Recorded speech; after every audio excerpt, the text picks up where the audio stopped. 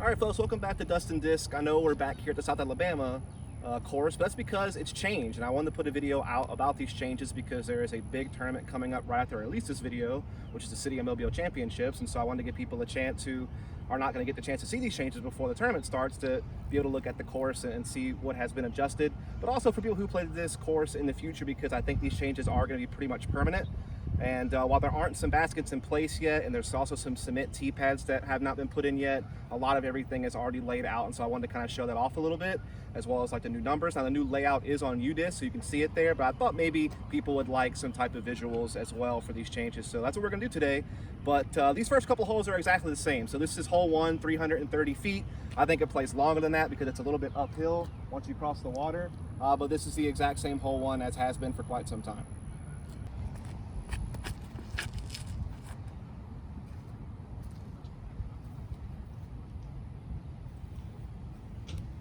Dad. Oh boy.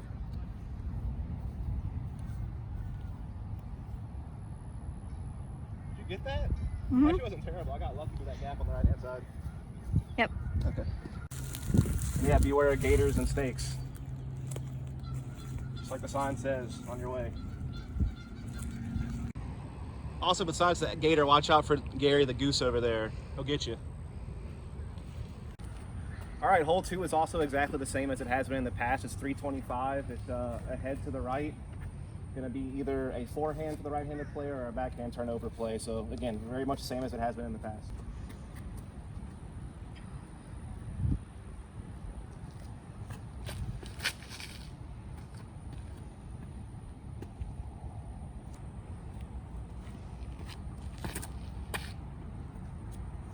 Ooh, that's the four-lane you can take. But obviously I don't throw that far. All right, so here's the first big change at South. 3 and 4 from the old layout are gone, so you will not cross the street anymore past the basket after hole 2. You will proceed straight to old hole 5, which is now hole 3. Hole plays exactly the same as it always has, it's just numbered differently now. This being hole 3 instead of being hole 5, as 3 and 4 are gone.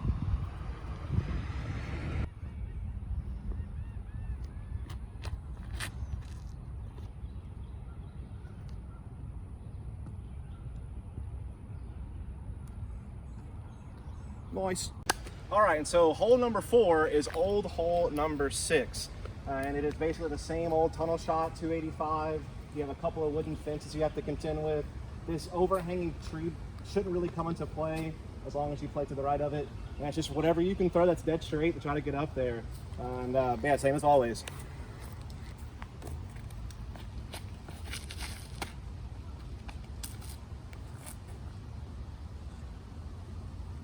Yep, it's rolling. That's the center of the fairway? Yeah. That's lucky. All right, folks, so now we're at hole 5, which is just old hole 7. It's a shorty, but it's a tough one. 230 feet.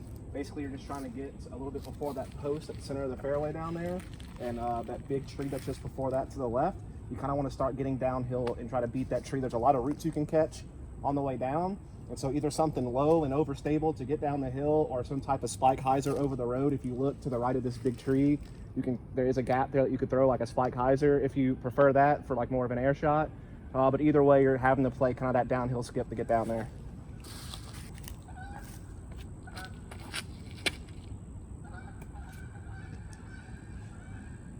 That one was probably a little bit early. You want to push straighter before you have it go downhill. I'll try another one really quick, but this one's always kind of a dice roll for me, whether I push it straight enough before it goes down. You're trying to focus so hard on keeping it low under the ceiling to make sure that you don't hit something early high and get knocked down. Usually I throw like an overstable fairway driver, not hard, like kind of light to make sure I get that skip down ground action. But you can also throw like an overstable mid or something like that, a little bit harder if you prefer that. That's a little too high. So as you see, I got caught up there, but that's basically the play. Also, traditionally after this hole, you would cross the street over here and go play what is old hole 8. Now that basket and tee are actually still there, but it will not be used for the layout, and it won't be used in tournament play because you have to walk up that fairway once you play hole 1, as there's no other bridge to access the hole 1 fairway. So that hole likely will not be used in tournament play, but it's still there if you want to play it for fun. So if you're curious on the results of both those throws, this is where the second one landed, the red disc, which is only like about 10, 15 feet from the basket. So this actually was better than I thought. And then the other one, I almost juiced it into the water behind the basket. So it's about 15 to 20 feet to the basket. So that's really the only thing you have to worry about in this hole when you're coming down, is just not to have something that has too much ground play once it gets down here, because you could theoretically skip into the water behind. And other than that, it's just about dodging all these roots. If you turn around here and look at this tree, there's a lot of roots that can catch your disc and stop it from getting down here. So you just got to make sure you have the right height and everything like that to get down here. All right, folks, so now we're at new hole 6, which is old hole 9, due to the fact that we deleted 3, 4, and 8. So yeah, this is hole 6. We also put some AstroTurf down that we were able to get from Spring Hill. So thanks to them, and thanks to the Disc Golf Club here at South Alabama, as well as the people on the Mobile Area Disc Golf Club Association, or club, I can't remember the name of it, MADGA, for helping put this turf in. And because it does get a little bit muddy and stuff if it starts to rain a little bit, so this turf will help out. If it gets too bad, they might slightly move this tee. I know this tournament I played actually recently, we moved the tee over that way, which made the hole a little bit shorter. But yeah, you just want to throw something dead straight at the pin. Wind is usually a factor on this hole, so you gotta be careful with that. Make sure you get your wind read right. And other than that, yeah, just don't let the water get in your head.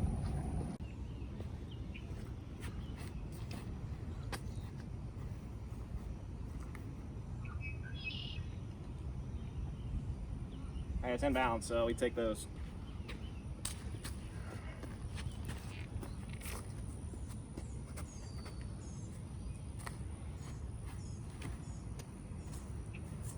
Get in the basket.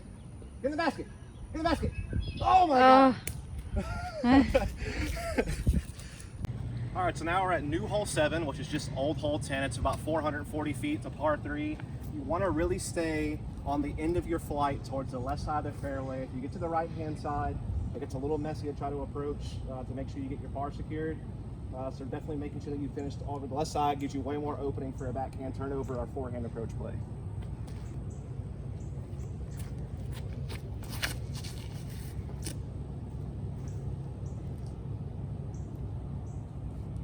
They get a lot of height on that one, but that's basically where you want to be on the fairway for a good approach for par. Just gonna throw a couple more for fun.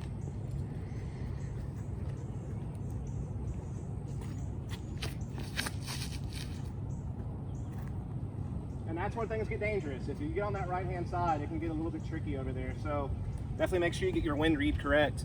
Don't turn over something too much that direction.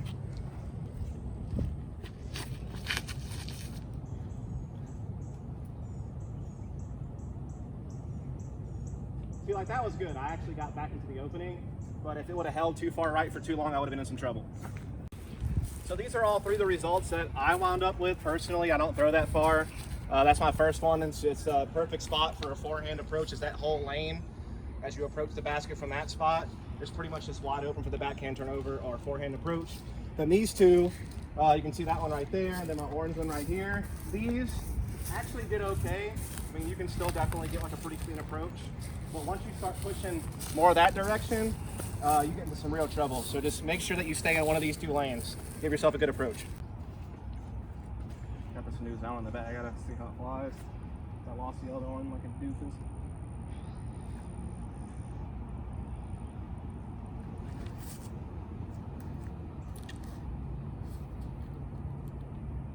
And it's like pin high.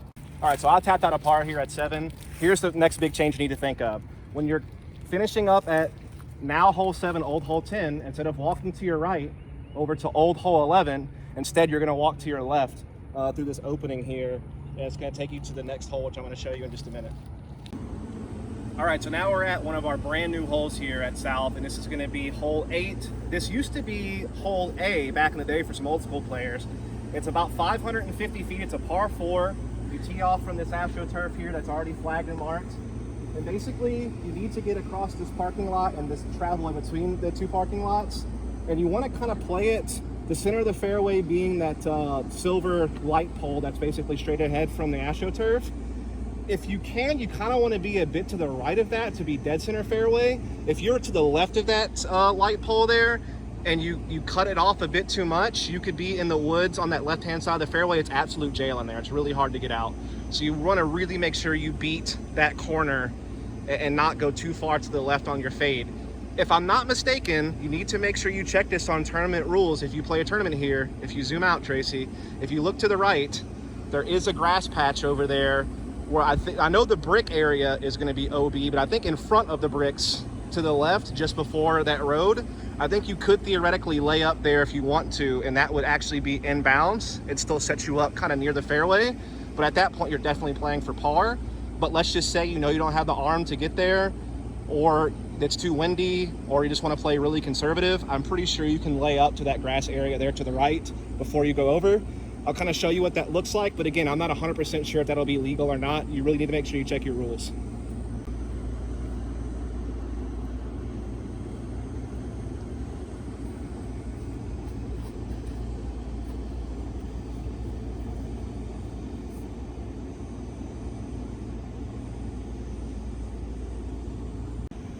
So I have a pretty heavy tailwind today, so trying to have something that doesn't fade out is tough, because you definitely want to stay to the left of that tree over there on the right hand side.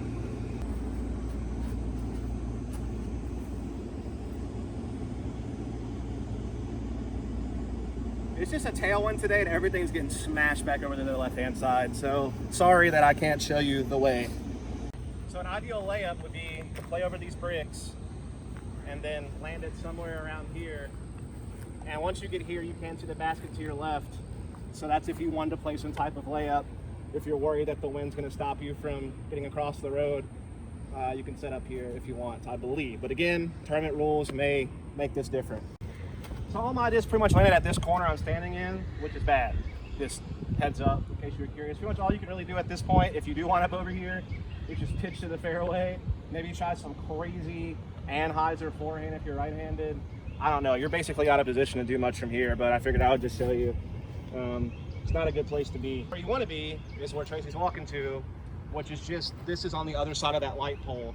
It's just getting out to the center as best you can to sign up for this. It's not a hard approach, and this is a par 4, so it's definitely very gettable for most players, as long as you can get into this fairway off the tee.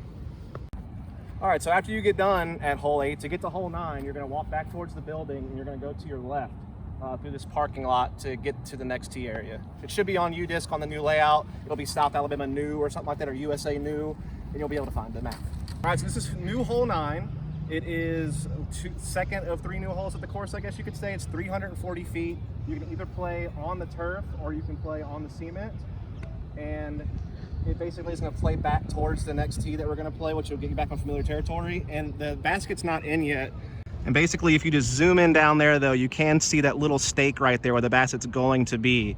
And either it'll be a tent basket for the tournaments coming up, but eventually it'll be a permanent basket. And so basically, there's 2 gaps you can play. You either play to the left with some type of turnover or forehand, or you can try to go between these trees and low and go directly at it. So it's just really up to you on what you think is best, but it takes a little bit to get down there.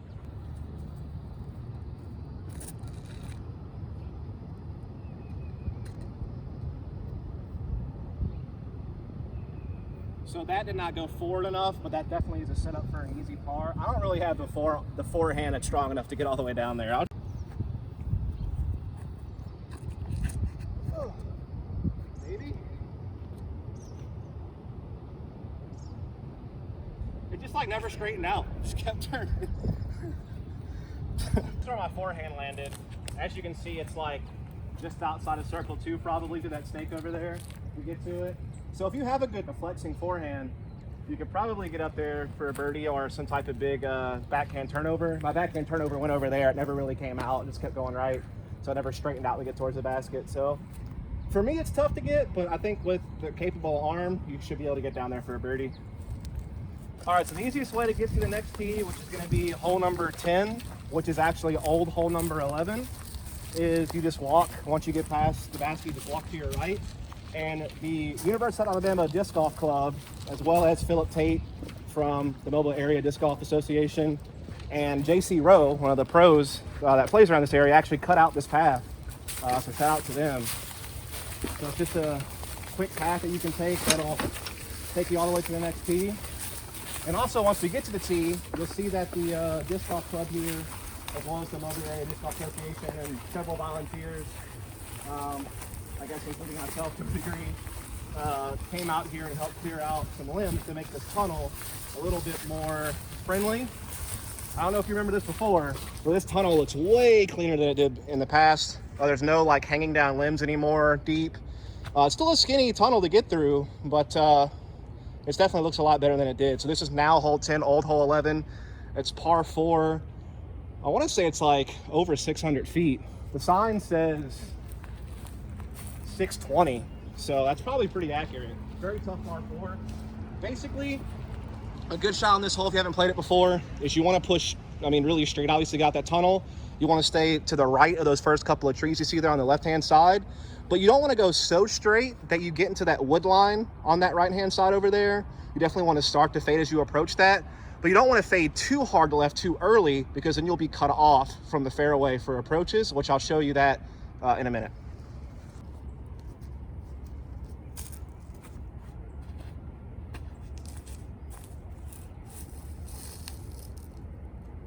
So that's probably pretty good. So yeah, if you cut off left too hard early, you'll end up over here by these red containers or up in this tree area, and that's what pinches you off from the fairway. So again, you really want to make sure that you beat this first grouping of trees and stay straight before you start to fade. And also on the other side of this, there's a parking lot, which we'll see in a second, and you want to stay away from that too, obviously, because that'll be out of bounds. So really just trying to stay in the center of the fairway is super important here. Yeah, so as you can see, even my disc, which looked pretty good off the tee, did still fade too far to the left, or at least flare too far to the left. So again, if you go on this left-hand side, you're definitely cut off. And as you can see, there's these like maintenance vehicles in the parking lot over there if you get even more forward that you have to worry about. Now you can throw a forehand over the parking lot towards the basket if you actually get way pinched off to the left and you get that deep. But realistically, you want to stay in this fairway and kind of play towards that storm drainage down there. You can see like a little cement block if you lift up there. You kind of want to play to that and then fade left once you get to it to get towards the basket. Ready for dumb thing, Tracy? Yeah. Because the play would be just to pitch out to the fairway and take my par, but for your entertainment, I won't do that. There you go. Huh. That still wasn't great, but that'd be like an easier par approach, I guess. There's another forehand landed, but clear look to the basket, but yeah, you got to go in scramble mode if you're actually trying to still attack the hole if you get off that fairway.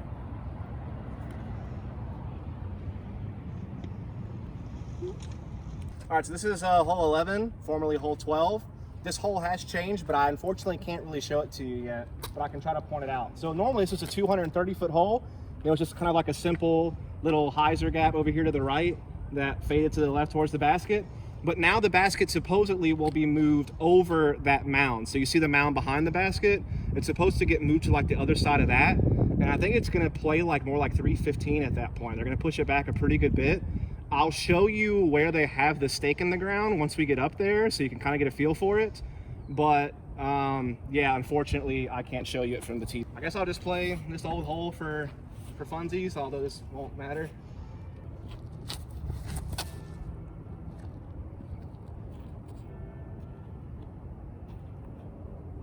Cool. Whew.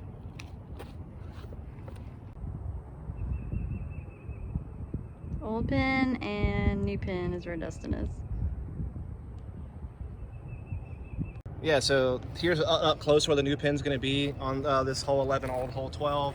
A lot of guardian trees basically kind of forming a circle around the back and right and left hand side of it. And yeah, you're going to have to get over this shrubbery to the right here where the mound is. So it's going to be a very difficult par 3, honestly. You're going to have to kind of sail something over the old basket placement if you want to park it, or you're going to have to kind of play it just past the old pin and maybe just go for like a longer putt over the mound or something. It's going to be a pretty tricky shot. There's a lot of trees. There's not many gaps that you can hit to get here. It's going to be a challenging hole for sure. So I took a birdie because I played the old pin, but on this pin I would have definitely taken a par for sure. All right, so new hole 12 is just old hole 13. Nothing has changed on this. It's still 330 feet, still can go dead straight right out the front of the tee pad and fade to the left towards the basket. Or I do see some people, if you look high right, some people, if you zoom back out, will play this gap over here in the sky as a spike hyzer play towards the basket. So that's one other option. But I don't do that because I have a noodle arm.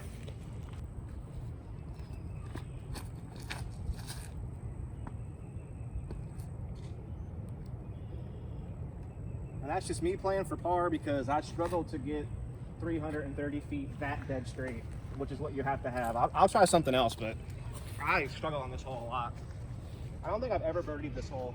I think I've always parred it. It's just so tough for me at my skill level to stay straight for that long.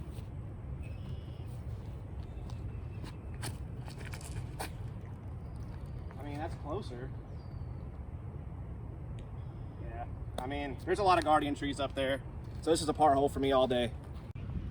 So I cleaned up the par here. So now, instead of walking across the street that way to go to Old 14, you will now walk this way towards that USA sign and keep walking straight down to get to what is new hole 13, which I will show you once we get there. Again, it will be on the new map, on the new layout on UDisc. So that's where the pin is for this hole. We're starting at the pin. It's kind of blind from the tee, but I use that little shrub you see right there. Let's just call that the shrub. That is what I use as a reference point from the tee. So I'll show you that shrub, and you can just know that the basket's going to be a little bit past that to the left, as the tee is going to be way down this way. All right, so this is the brand new hole 13. Never been a hole here at South before. Right now we have an AstroTurf tee, but it will be cement soon. I'm not sure if you're going to have to use the AstroTurf because right now the turf is a little bit loose, so you might be able to play from either side of it. But anyway, you just shoot down the fairway dead center. If you look, there is the shrub. If you remember that from earlier, that is the shrub that I was talking about earlier. If you zoom in more zoom in and to the right. There it is, dead center. That is the shrub I was referring to earlier by the pin. So that's kind of your aiming point, I guess you could say. And then the pin's gonna be a little bit past that to the left. The light poles along the right-hand side of the fairway, those are Mandos. You have to stay to the left of them, which means you can't throw some type of big hyzer shot over the road. You have to stay in the fairway. Right now, I'm not sure if this will be a par 4 or a par 3. I personally think for high-level players, it's a soft par 4, but a difficult par 3. And for lower-level players, it's, I mean, a really tough par 3, but a manageable par 4. So I'm not sure what it'll be in tournament play or what the final decision will be. I think right now on UDisc it's listed as a par 4, but I'm not sure if it'll stay that way. But for me, I just play a forehand up the center and then this pitch up, and I'll play it for par if it is a par 3. If it's a par 4, then cool beans, I can probably get it that way. But it's tough to get down there for me personally with the backhand to get enough distance and stay in the fairway. So I'll show you a couple of different throws you can do here, I guess. It's a 4 on UDisc. Yeah, that's what I figured, but I don't know if it'll be that way for the tournament for City of Mobile, or just generally speaking long term they might change that to a par 3. I think for like really high level players it's a very soft par 4, but yeah, we'll just see.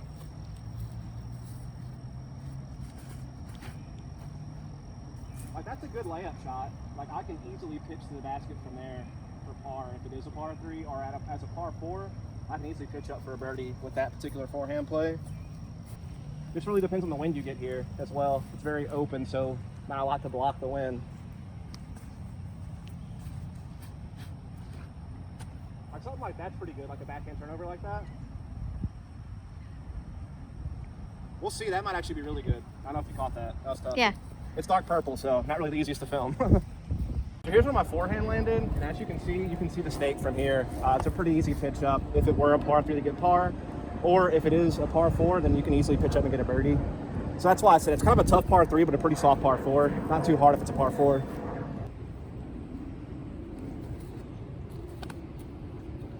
Eagle throw in.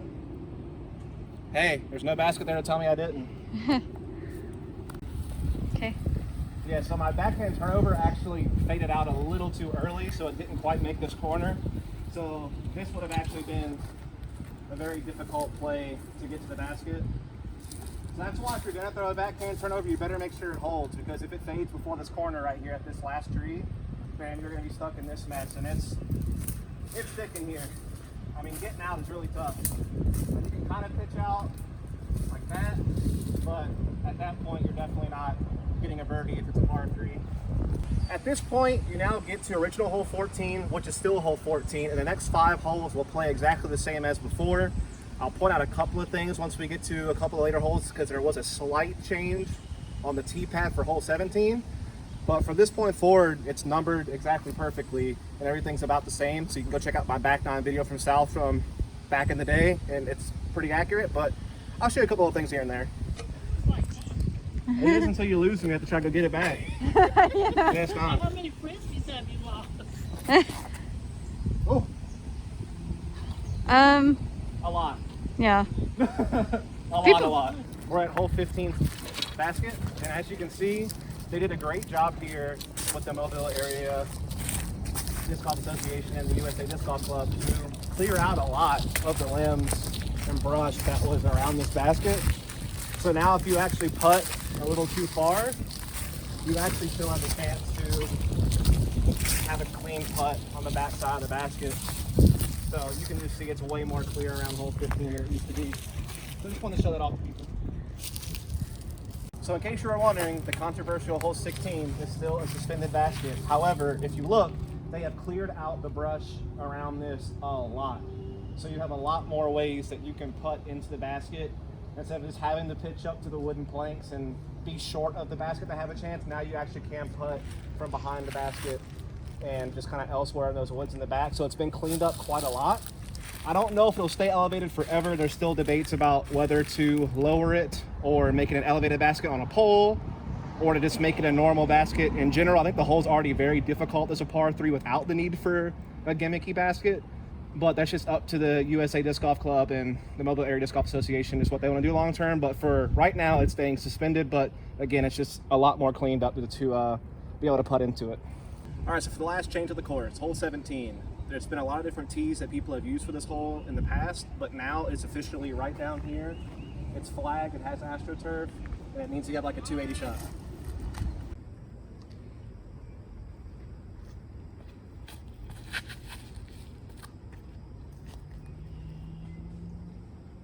I didn't know you were filming that. Get it. Yeah, it's pretty fun. I wonder if I could pump my buzz there. This is a tough gap.